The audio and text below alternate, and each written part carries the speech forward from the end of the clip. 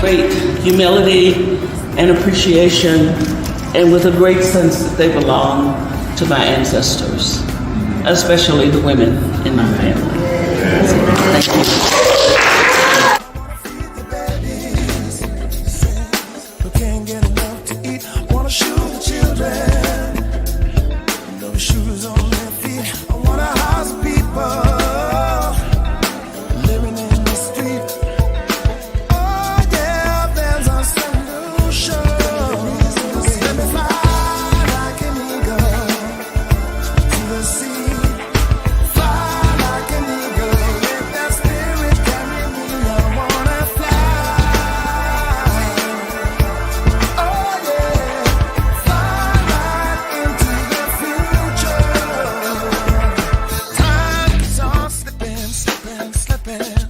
Thank you.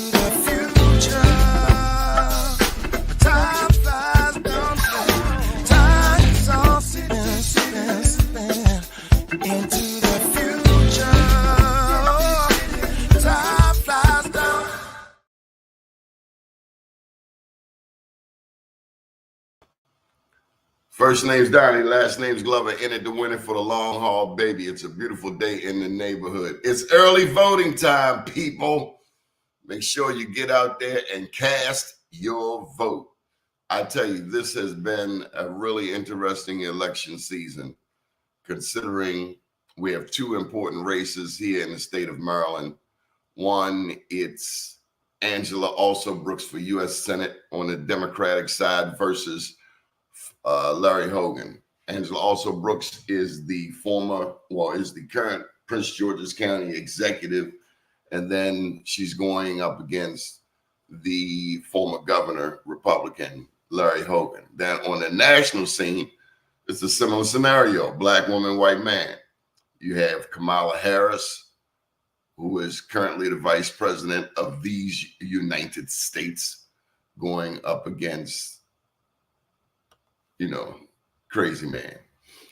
I can't introduce him in it. There's not a lot of respect for this man as a human being, but nonetheless, and they put out some wicked commercials. They took one commercial I saw was where they took Charlemagne, his comments, and they sort of twisted them.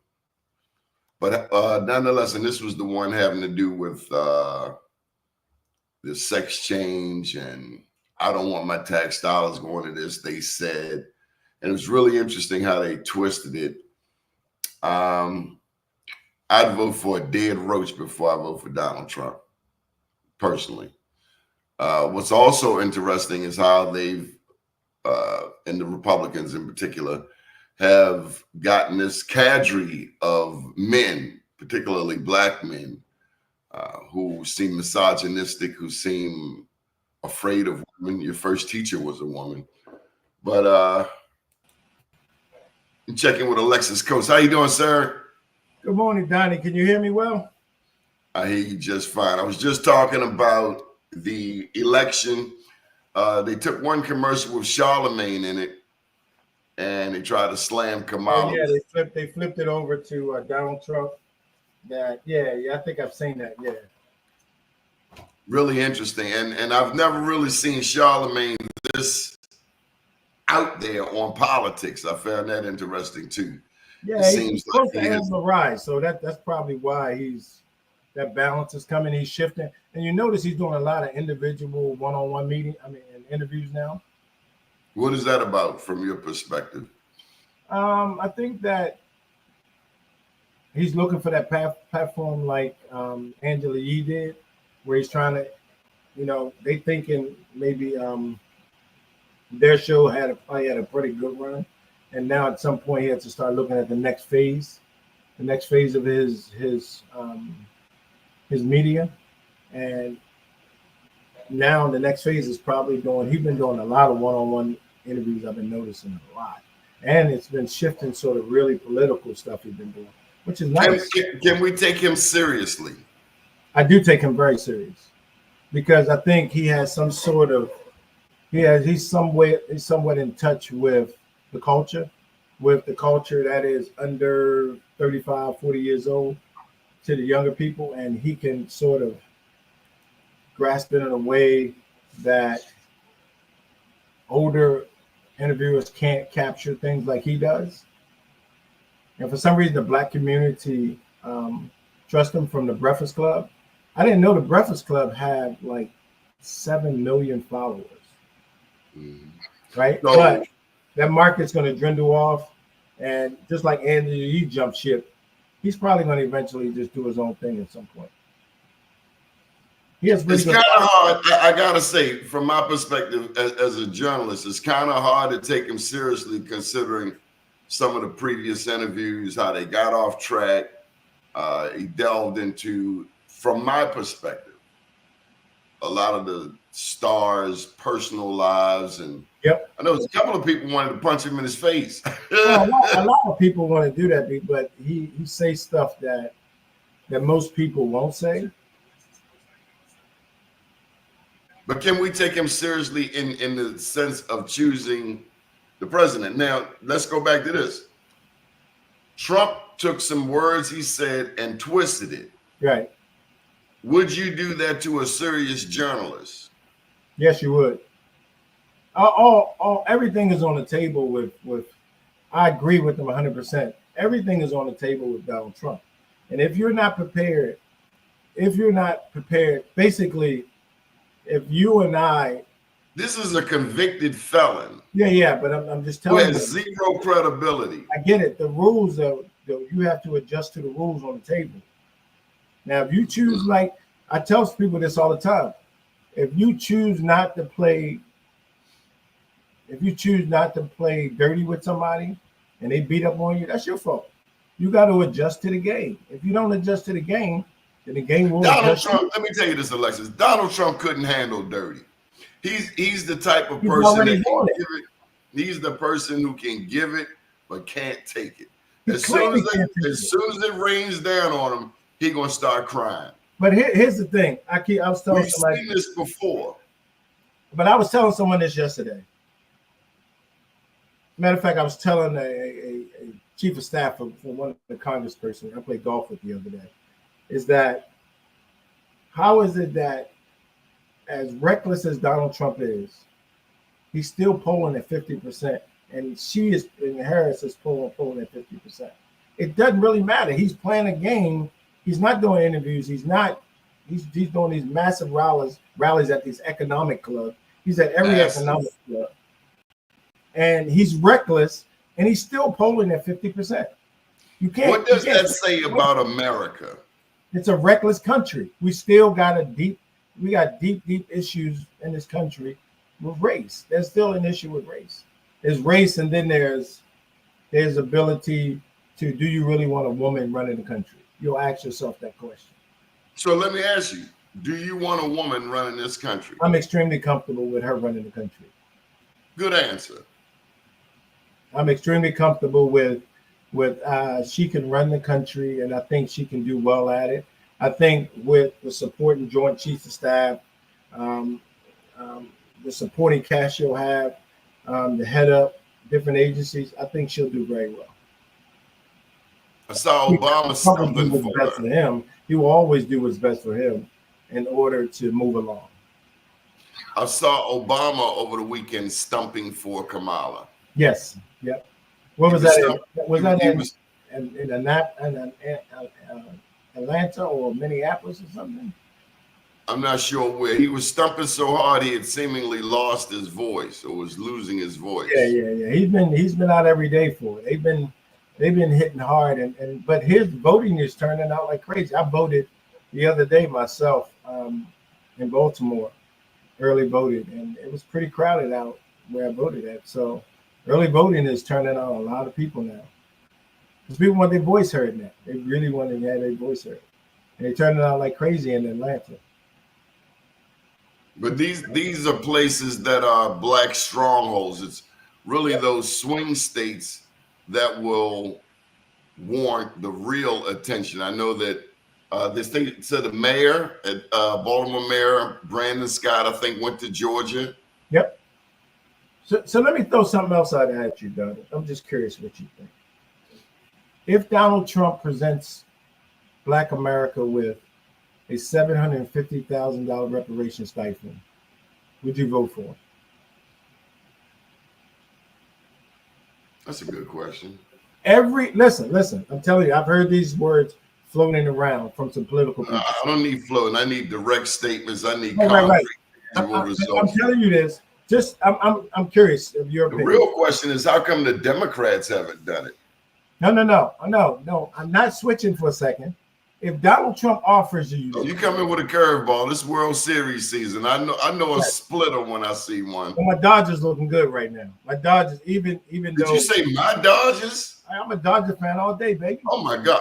I'm sorry, Alexis. I can't hear you. Your microphone is muted. Dodgers fan all day, baby. But look, go back to the You're question. a Dodgers fan? Yes, all day, always happy. My God, man! I'm not a Yankee Where's fan. your East Coast pride? Oh, so you like the rapper guy coming out stealing his show? So let me ask you a question. Go back to the question. Do not bring Kamala into this. If Donald Trump offers you on the third day before election closes, I'm going to give Black people a $750,000 stipend. $750,000 each. Every person, every Black American. So let's add that up, Alexa. 40 million times 750,000. $2.7 billion. $2.4 billion or something. You went to Carver. I don't trust your math. I don't need a calculator for that. That's simple math. Oh, 40 yeah. times 2 times 7. 7 times 4 is 28 or 2.8 billion. Something like that. It's in that range. I don't need a calculator. That's you got to come up with that. That's $30 trillion. See, that's why we don't, It's not 30 trillion. Is it 30 trillion? You sure? Millions, billions, trillions, 30 trillion. Do your math. See, that's what happens. So what's Listen, the I total lived number? across the street from Carver. What's the total number of Americans, of Black Americans? 40 million, technically 44 million. Okay, I'm gonna do 44 million. 44. There's so many zeros on there would blow your mind. 44 million times 750,000. I don't think you really want to get into this discussion. I really do want to get it. I'm not afraid of this discussion. Oh, you're right. $33 trillion. Let me just put it out there to you. Baltimore Polytechnic Institute, okay? Wow. It's $33 trillion. Dang. I don't trust him like that. No, I don't either. I don't trust him. I don't trust that. That should be like, look. Let's move to another subject. Nah. Okay. That don't even make sense. I got a great transition. The math ain't math in there, baby. I got a great transition. Yes. Why haven't they gone after Donald Trump like they've gone after Sean Puffy Combs? I mean, you can't even cut on your dang on social media without the newest meme. Well, because he's Is it a distraction? Is it about the Chirac? Is it about the baby oil laced with drugs? They got these celebrities' names coming out. So hold on, you're jumping around now. You saying why haven't they gone at Donald Trump, or do you want to? Yeah, why have they gone after Trump? Trump, Like he's like a political. He dug too deep in politically, and from a justice standpoint, it's hard to go after him. And then when you do, he got so many other wheels working in the background as a president, as an ex-president. It's kind of hard to go after him. No, it's not. He doesn't give you a clear path. He doesn't give you a clear path to go after him. If it were Obama, they would have locked him up yesterday. Nah, probably same thing. But everybody, them presidents get to play a different game. They ops are different. Their operations run different. I'm telling you. Would you want to be president of these United States? No, I would not. Nah, that's not me. No. Not interested. Okay, I want to shift gears a bit. Let me go to the business realm. Now, this is a hard-hitting question. It could be perceived that way. Okay. Is Baltimore, and I'm not focusing on the current administration. I actually like Brandon's support, Mayor Scott's support of David Bramble working on the harbor, which is not a moneymaker project compared to some of the other projects he has around the country. But is Baltimore, generally speaking, anti-business? No, I don't. I think if we have no Fortune 500 companies here. I don't know if it's anti-business, but I think that if we don't get a hold on all this vacant property and control the taxes there, we have to control that first, right? If you can get control of the vacant properties and allow investors to come in and play around with fixing up some of the vacant properties, and not just vacant properties. What we don't often talk about is the vacant lots, right? So now that's just on the real estate side. So people go where real estate grows, and that's going to bring people in. Another part to a business-friendly town is we're overtaxed here. Also, we want the highest property tax, business tax. So that's going to create an issue where you're not as friendly. But the high value side of what we have going on here is that we are a port. And being a port, I don't care how trashy you are still a port. You are still a point of contact for the world. You are one of the major ports, be it, what's the one down in Virginia? What's the big one? Norfolk, Philadelphia, Baltimore. You got to make a stop in one of them when you come into the United States and drop all your cars off. The cars get distributed from Baltimore. All of the metal, prime metals get distributed from Norfolk. All electronics get distributed from Philadelphia. You can't get around this part. Now, I don't care how trashy your economy is or isn't. You can't take away the ports. Now, we can figure a way to build around us. We got two major hospitals. We got Hopkins and we got University. Those are real bookends to keep the economy going. We got a high volume of people employed. But those are both nonprofits. Yeah, but still, they keep the economy going. They feed the economy. Hopkins is a private institution. Yeah, but it feeds money into the economy, though. And it gives you exposure. Hopkins gives you exposure to people and things around the world because everyone has to come. I got a different perspective of Hopkins. Sure. There was a time when our grandmother said back around 1950, don't get caught in East Baltimore. You're going to end up in a Hopkins experiment.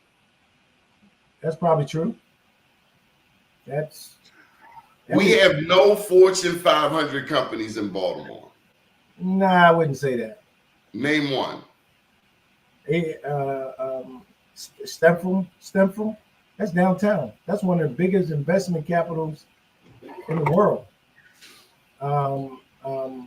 What's the other one? Brown Capital Management. Brown Capital Management is like probably number 3 in the world in investment. They might be managing upwards of $9 to $10 trillion. Look up Brown Capital Management. Look up Stemful. Stemful is an investment firm. Big firms. These are big boy players, right? They're here. And some of the big research houses are here. Use Hopkins, and they're housed in Timonium in Columbia. So there are base. Three Maryland companies. This is from June of last year. 3 Maryland companies make Fortune 500 lists. Okay. But Baltimore, from my perspective, I mean, how many businesses leave Baltimore City to go to Baltimore County? So Lockheed Martin, they're based in Bethesda. Constellation Energy, 2.4 billion in revenue. Constellation Energy owns quite a few. So they say here, the top Fortune 500 company based in Baltimore is Constellation Energy, ranking number 162 and 23. Fortune 500 Constellation Energy, primary in the energy sector, reappeared on the list with $24.4 billion in revenue, being separate from Exelon Corporation. It stands in Baltimore largest. Then, like you said, you got Lockheed Martin, and then you got Marriott Corporation, headquartered in sort of in Bethesda, right? So those are pretty big companies. But based in Baltimore, you got Constellation Energy. And then look at some of the investments houses. You got T-Rowe Price here, right? T-Rowe Price is huge. Are we manufacturing anything? That's a great. No, I think the sort of manufacturing age in my head is sort of a major adjustment, because that's now becoming a robotics field. How are we coming along with robotics, with AI? So that's what we like. We used to be hands-on with blue collar, Bastille, Spurs Point. Right now, but it's now robotics.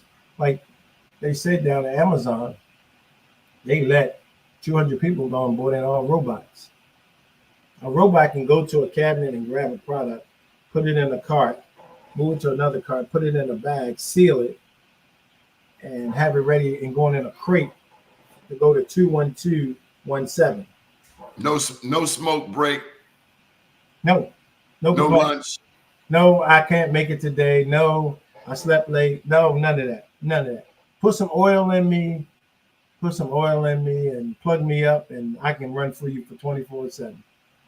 I tell you what's really debilitating, and that would be our education system. We can say what we want, but what do you think of the state of public education in Baltimore City?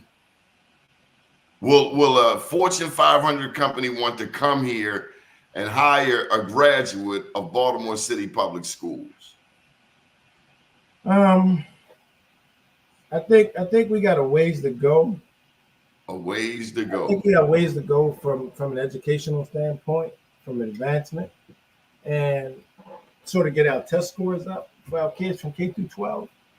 And I don't think do we have enough emphasis on education? No, I don't think we do. I think it's not just Baltimore. To deflect a little bit, this problem is consistent in Philadelphia, St. Louis, Atlanta, Florida, Tampa, Houston. It's across the board. This ain't just a Baltimore problem. And they say that the Japanese are learning so much faster now. And now, if you don't get in the infant stage of AI, if you don't get in the infant stages of AI and chat GPT stuff, if you don't get in on the early stages of this, we're really going to. Now, this is accelerating the market at this point. Like it's just the market is accelerating right now with business ideas, structure, AI. If you're not in it, you're gonna get left behind. And now we were already behind on general curriculum, but now we need to readjust our curriculum for AI stuff and need to teach people that. Where do you see David Bramble going with this harbor project? It's a shame that we even had to put it on the ballot. No one has spoken about the Baltimore Inner Harbor in 20 years. Well, I think it's not a bad thing to put it on the ballot. They put Under Armour. If he were a white guy, would there even be a question? Yeah, they just put the Under Armour place. They put that on the ballot. My God, look how much money they got. Do you remember the TIF? Do you remember I remember TIF. I Under was Armour paying all of the city council people some kind of money to win their vote over? Then they go down to $780,000. Port Covington, and you really haven't heard another $780,000. word. Yeah, I remember that. But his TIF was on the ballot too. So look, let's go to this comment from Derek Burnett. He said the state determines the public school educational curriculums. With a black governor and knowing that Baltimore City and Prince George's County public schools are in a race for the bottom. Every year they're 23 and 24. They are the last on the list. Do you think we've had enough emphasis? Personally, I called for a task force to look at why Prince George's and Baltimore are consistently at the bottom of the pack. Is there enough attention on these two majority black school jurisdictions? And mind you, nobody wins governor, U.S. Senate without Baltimore, Prince George's County. You don't win. So I do believe then that the structure needs to be, they need to come up with a new structure, a new educational curriculum. I'm telling you, this new AI stuff, if you don't adjust, we're already behind general curriculum. If you don't adjust to the general curriculum, now they have a problem with that. Now this is new technology. You're already behind on the general curriculum. Now you got this new technology.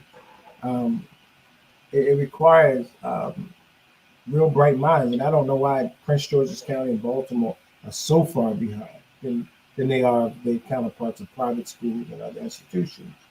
I don't know. Do they have enough in the budget? Are they bringing in bright enough teachers?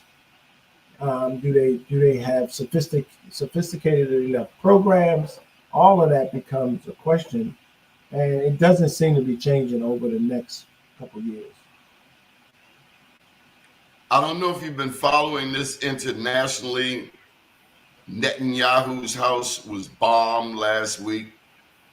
Today, the United Nations Security Council will convene an emergency meeting at Iran's request, or Iran, it's actually pronounced Iran, following Israel's attack on Iran on Saturday. Iran accused Israel of violating the United Nations Charter and has promised to use all available tools in response. Some people think we are headed to World War III, Alexis, not to alarm you. I think they say that if Donald gets elected, we will put us in a different situation.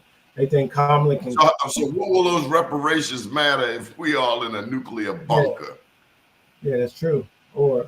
But and still understand the United States military is more than likely still the most powerful force in the world at this point. And we can quarrel. I don't know, Alexis. I hear that rhetoric because we're in the United States, we're geographically isolated. Do you understand that China has 1.3 billion people? Yeah, but now you talking about the schools. Hey, China is all on our phone. Who owns TikTok? Yeah, but they want to ban TikTok in January 2025. They can ban it all they want. They already got the intel. They got 1.3 billion people, bruh. And we minimized. I did a research paper on them back in the mid-90s. We thought that China getting Hong Kong back will cause a major disruption. If anything, Confucian capitalism has taken China to the top. I mean, they're the world's new hegemon. So last week I read about North Korea doing military exercises in Russia. So I'm sure you've heard of BRICS: Brazil, Russia, India, China, South Africa. You mentioned South Africa early. Yep. The United States may need more allies than just Israel and the United Kingdom. Even down in South America.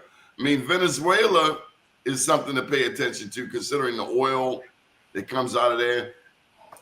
Let's shift to something. Especially if we can place a deeper military presence in those places, to give us longitudinal attacks, or to be able to address any military issues outside of the U.S. I mean, places like that are very valuable to the United States. What's been capturing your attention as of late, Alexis? So one, this presidential election. It's interesting. Why is Donald Trump polling so high? Um, That's what the media says. right. But they say he's polling at 50%. We don't know. Do you believe that? Yeah, a little bit. I think. Most people I know want to push him in the harbor. Well, everybody want to do that. It seems like that.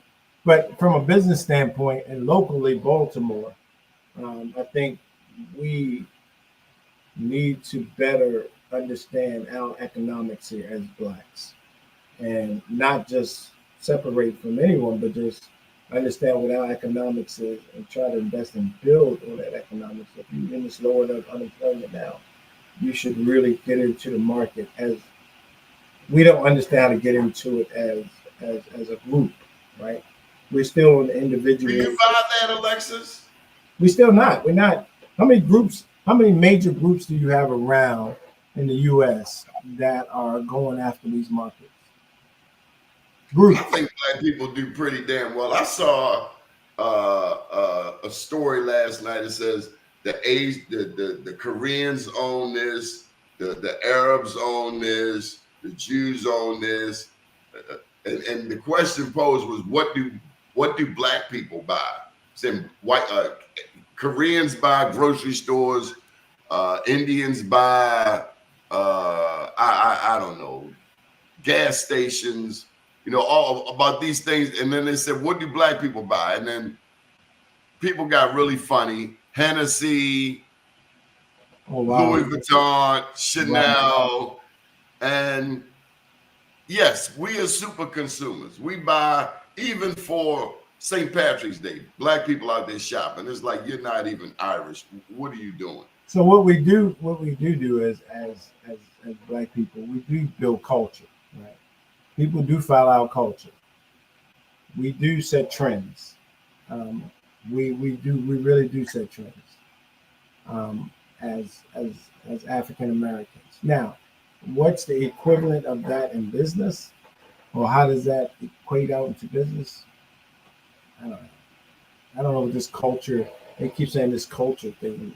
Everybody want to be like black people. You just want to dress like us, but you don't want to genuinely. Would you really trade your statue with the black person to become a black person? You wouldn't. Let me tell you something. There are people around the world that would die to be in our shoes. I want to go to some of these comments about education. Here's one from Dark Burnett. Because there's no culturally conscious curriculum required to include examples of successful African Americans in all levels of education and professions to create a sense of pride and respect. Hey, Dirk, yep. Why are you using all caps?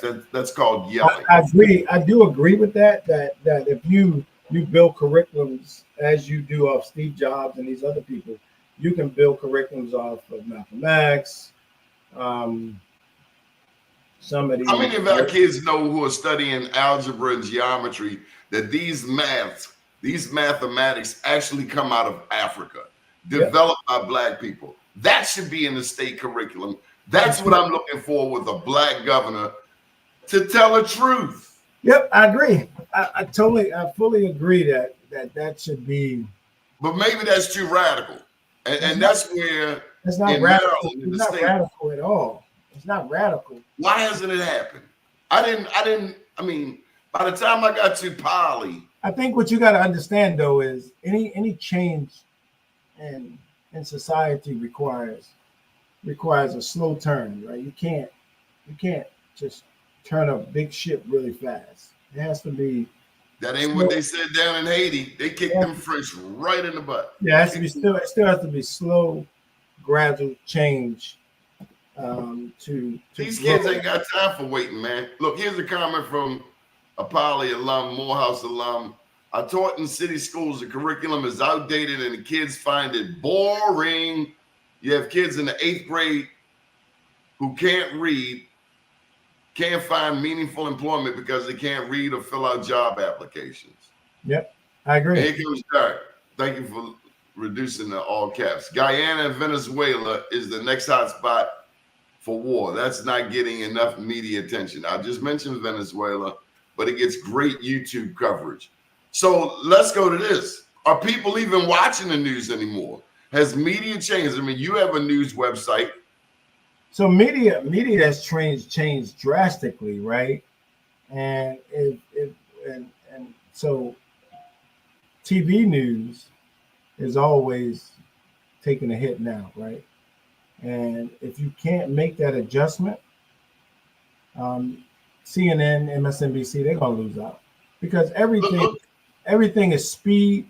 Everything is speed to market online now. That's it. Fox News here in Baltimore. I tell you, I stopped watching the station. Really? Yeah. I mean, the rhetoric is so toxic. Right, but that's what keeps your attention. That's what keeps your attention. The rhetoric keeps your attention.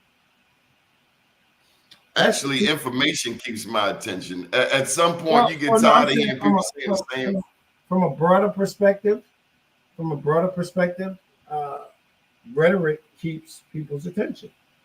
They want to know how crazy things are going on in life, and people like chaos. They like Donald Trump. They like obscene things said by Donald Trump, and you watch that. We get glued to that all day. And they may be attracted to it, but I don't know that we really like it. I don't know that it's something that's actually good for us. Donald Trump, by all means, should be arrested and put in prison. He started a riot. He caused an insurrection. He does. He went after his own vice president, Mike Pence. He essentially told the crowd, "Go get him. There he is. Get him." Yep. His own vice president. What about this trust a character like that? Donnie, what about this question this guy here has poor people use AI to build their businesses? What is that? This is Michael Randolph down in Tampa, Florida. I like that. I do like that. That's interesting. If you could put that back up, that would be nice. Poor people can use AI to assist in starting their own businesses and finding the funding to start a business. I don't know if you can so much find the funding. You can, but you can structurally put a business together if you understand how to use AI and different AI and chat GPT stuff. I think it's a great tool, and I think it should be taught and used. It should be used in schools. I really do. Here's something. Can you, right here on this show, explain what would go into a deck that could cause someone to take AI and start their own business? What would you put in that deck? First of all, what is a deck? Okay, so all right. What you want to ask first is what is a pitch deck? Right? A pitch deck is used to raise money, right? That's the first thing. So it's just a visual presentation for any startup, any business to give any problem solutions, marketing opportunities, product services, revenue model, attractions, teams, and call to action. All that's put into basically a PowerPoint presentation. So you want to know what are the problems, you got to outline the problems and issues, and what services and businesses are you offering for those? What solutions are you offering for those problems and solutions? And then what market opportunity is there available? Have you done demographics? Have you run any studies to understand what you are trying to raise money for in this pitch deck? Because pitch decks are normally used to raise money. Then you provide details specifically about your offering, your service, whatever it is. You got to be real specific about what your products and services is, and then what's your revenue model? How do you intend to monetize this product? Well, how will you make money? How will the investor get their money back? Will they earn anywhere from 10 to 12% on the investment? And how much does it cost for you to buy that product, right? That comes into sort of the revenue model. The other piece you start talking about is the traction. You highlight any milestones you've had up to this point. What have you done from a traction standpoint? Have you started selling this product already somewhere, somehow? Have you gained any traction? And you identify that inside of your pitch deck, and then you That's the obvious. I don't know if I have to go deep into who your competition is. Name 2 or 3 competitors that you have in your market that you need to better understand. And then you get a financial person to help you put together and explain what your current and projected financials look like. How much money will you need? How much will it cost to start the business? Do you have startup costs? How much it costs to get sold? What's your balance sheet look like? What your profit and loss statement looks like? All of that is put together in some sort of financial statements. Once you put these financial statements together, you say, I need X amount of dollars. This business requires me to have $2.5 million because I have a valuation of my business is worth 3.5 million. And then you're going to get a certain amount of money, but that's all spelled out in your financials. And then you identify 3 top people in your team, both who's going to be running the company, who's CEO, who's chief operating officer. Do you have a board of advisors? Who's guiding you? And then what is your expectations from this pitch deck? This pitch deck could be anywhere from 6 to 12 slides. And your call to action is, at the end of the day, when I show you this pitch deck for Black USA, I want to raise $15 million for Black USA. Let's just go through it for Black USA. So if I was to put a pitch deck together for Black USA and I wanted to raise, let's use a common raise of $10 million. You want to raise $10 million because, one, you want to rebuild infrastructure. You want to bring in additional podcasters, let people set up their own shows. Some people got a fashion show. Some people got a fashion channel. Some people got culture for music. Some people got, they got business consulting. You got all these different channels within Black USA. Now, in forming all these channels, what you're brilliantly doing, Donnie, is that you would then set up some way where advertisement is across the board. You want to be able to, everyone to advertise here. Bank of America pay you $500,000 for Black USA, for Alexis Consulting, talking time, for Donnie Glover talking, for the Fashion USA channel, for news and business. All these different things come through in your deck if you're building out Black USA. Also, you want to build a platform where everyone's getting really good graphics and they can see your message, and you can cut out a clip. So you grab a 10, 30-second clip, a 45-second clip, and you keep running this and advertising all your different channels, and you market it, and you build it up, and you hit the market. That's AI thinking way ahead. And if you can raise money and tell them, like, you can bring in enough advertisers to pay them back their $10 million times, if the interest on it is 10 to 12%, let's use 10%. You can bring them back money in minimum at 3 years, then it becomes a feasible market, a feasible idea. But a deck is anything from 6 to 12 slides, and it covers those problem solutions, marketing, products, revenue model, competition traction, financials, and then your team. Those things are pretty straightforward if you want to put a deck together. If you have a business idea, you can put a deck together fairly quickly. Doesn't take long. I said, if you have a business idea, you should put a deck together for it and raise money. Now, if you don't want to raise money, you can go back and use a family and friends round. That means I'm your friend. I give you $500. Friends and family, your family give you $1,000 each, right? That's family and friends around. They may not get stock or something. They just putting in money. And then you get to around your first round of funding, you may want to raise anywhere from $500,000 to $1 million. That's it. That's when you get into your A round. Then your B round, you got more money, you're worth more, things like that. You're building up, and you're showing you got traction by doing this and doing what you're just doing here. Now you got all these advertisers going across the bottom, and now you bring in Constellation Energy, you bring in Marriott Corporation, you bring in Bethlehem Steel, you bring in Baltimore City government, and you're running them across the bottom. Now you're generating revenue, and you can meet your obligation with your investors to build your business. All that would go inside. We got to pay attention. I'm sorry to cut you. We got to pay attention to some of these comments here. Michael Johnson Oh, I didn't see the comments, but okay. Yeah, they're harping. They're really going in on education.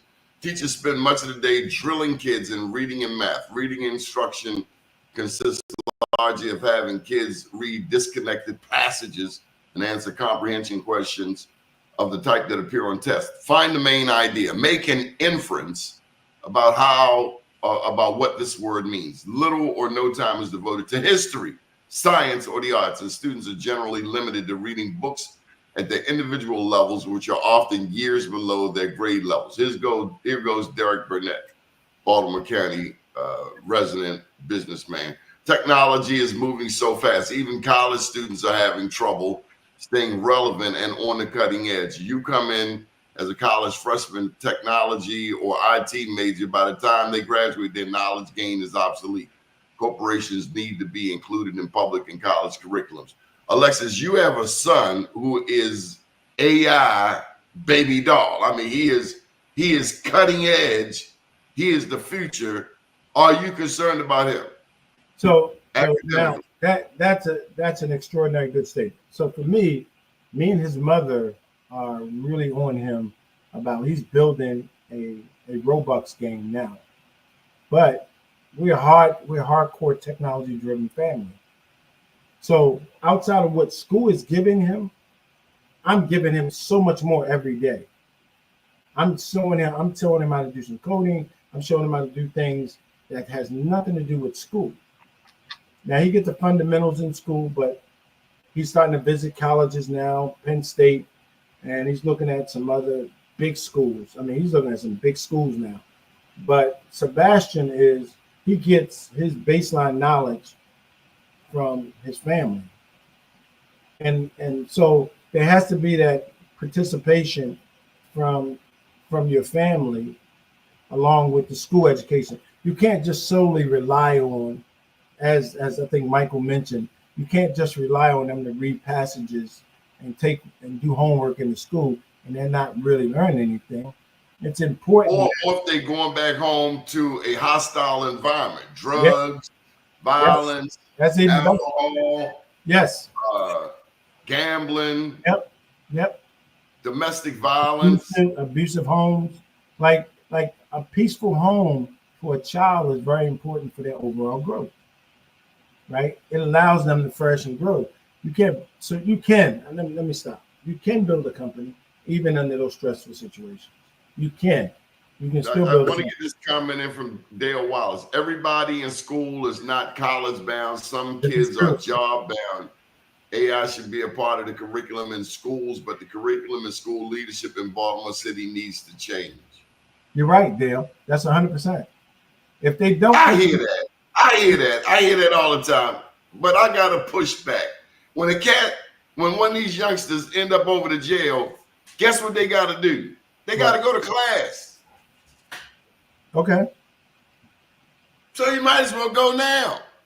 Yeah, this is true. Have you ever been on a college campus? Everybody's not made for college. You better learn something. You better learn. And even if you become a carpenter, a plumber, electrician, you still got to know how to count, how to do books. That's just my thought. I think more people can go to college. I think we make a lot of excuses. I think our ancestors who had to learn to read by candlelight would be insulted if somebody told them, hey, you can't go to college. Yeah. We do anything we want to do. I seen a cat riding a dirt bike up Pennsylvania Avenue, blindfolded, turned around backwards. I saw a cat riding a bike with one wheel. Stop telling me what we can't do. Yeah, if you say you can't, you can't. Yep. I agree. But it can be done. Education is important, I think, to sort of. George Bush was a C student and was president. Yeah. But here's the thing. I get it. To cap this off, the AI piece. If I leave you with anything, I should leave you with that. You leaving already? Hey, you got a fan in Tampa. There you go. You see that? I thank you very much, Michael. I leave you with an AI curriculum is very, very important, right? If and even me, I'll try to write something for them. I may even present something to the school system about AI curriculum. It's important. it's very important to implement this AI curriculum at this point. That's the last thing. It ain't. I'm not gonna overstate it. It's just important that this AI curriculum be implemented. And I probably will develop something in my own head, and I'll send something and just think about it. But it's nothing not to do nothing about it. But as your agent, we won't be sending anything. We'll be sending invoices, and we'll send a letter of interest. But we're not giving away anything. Yeah. On that note, hey Alexis, did I tell you we got an anniversary coming up on December the 5th? It's called the Black Wall Street Soiree. You remember I pulled that out about 15 years ago. And next thing you know, there were soirees everywhere. Well, December the 5th, we'll be down Rennie's spot. Next phase will be catering food, have food for sale, cash bar, and we'll be having these books for sale, among other things. So how many books do you have out now, Donnie? 3 books. How many books you got? Congratulations, Donnie. How many books you got? Come on now. I have 4. There you go. But I'm working on my 4th one now. My one book, which is I like, is 12 Great Business Principles. You gotta. I know it's come closer. Yes. Oh, there you go. There you go. Now, who influenced you on that book? You and a bunch of other business people. And what they were. I was on the ground floor. Yeah. So yeah. Public school and college educational curriculums to assist in the creation of future jobs and careers. Correct family and community organizations must be involved in our education. Okay, Alexis. So who do you predict will win the Senate race? Also Brooks Hogan. Also Brooks. That's a safe answer. And who do you predict will win the presidential? Trump or Kamala? Kamala. Wow. All day. Go for the black women. My man, 500 grand. You want to take a moment and tell people who you are, how and why they. I'm Alexis Coates. I'm Alexis Coates Consulting, alexiscoates.com. If you're looking for any business needs and you have documents or contracts or business plans or milestones you need to meet right away, reach out to me. If I can help you out, you can also reach me at 646-982-4795. If I can help you, I can turn your product around within 24 hours in any documentation, any business plan, strategy, consulting. I'll help guide you. Thanks a lot, Donnie. Have a good one, everyone. Good deal. Up to date, down tomorrow. Do your day and everything will follow. Nothing to it but to do it. I got to do it regardless of how I feel. Congratulations to City College. It pains me to say you beat Poly 40-0. I am somebody. I am my brother's keeper. Good morning, world.